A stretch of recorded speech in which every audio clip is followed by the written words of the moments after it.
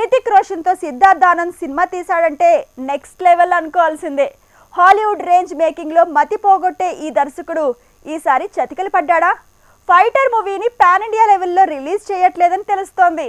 అక్కడే సినిమా టీంకి ఈ మూవీ క్వాలిటీ మీద ఉన్న కాన్ఫిడెన్స్ ఏంటో తేలిపోయిందంటూ కామెంట్ల అటాక్ పెరిగింది.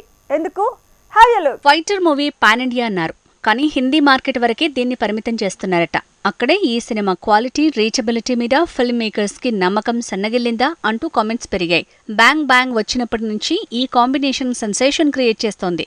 అయినా ఈసారి ఫిల్మ్ మేకర్స్ కి కాన్ఫిడెన్స్ తగ్గినట్టుంది. నిజానికి సిద్ధార్థ్ ఆనంద్ మేకింగ్ లో హృతిక్ 3 సినిమాలు చేశాడు. వార్ మూవీ కూడా ఈ దర్శకుడి మేకింగ్ లోనే వచ్చింది. అంతేకాదు వార్, బ్యాంగ్ బ్యాంగ్ కూడా పాన్ ఇండియా లెవెల్లో రిలీజ్ చేశాడు సిద్ధార్థ్.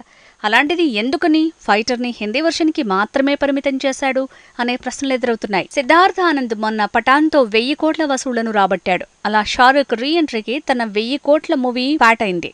ఇంత చేసినా ఇప్పుడు తన కొత్త మూవీని పాన్ ఇండియా లెవెల్లో రిలీజ్ చేయడానికి వెనకాడుతున్నాడు దర్శకుడు సిద్ధార్థ్. నిజానికి fighter movie Hollywood cinema top gun ప్రేరణగా వచ్చిందంటున్నారు.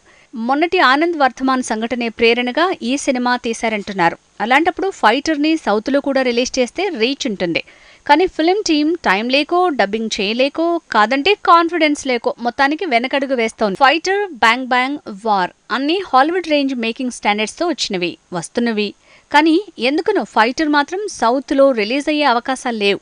అక్కడే ఫైటర్ మీద ఫిల్మ్ టీంకి కాన్ఫిడెన్స్ లేదనే కామెంట్లు మాత్రం పేలుతున్నాయి, ఇంకా పెరిగిపోతున్నాయి.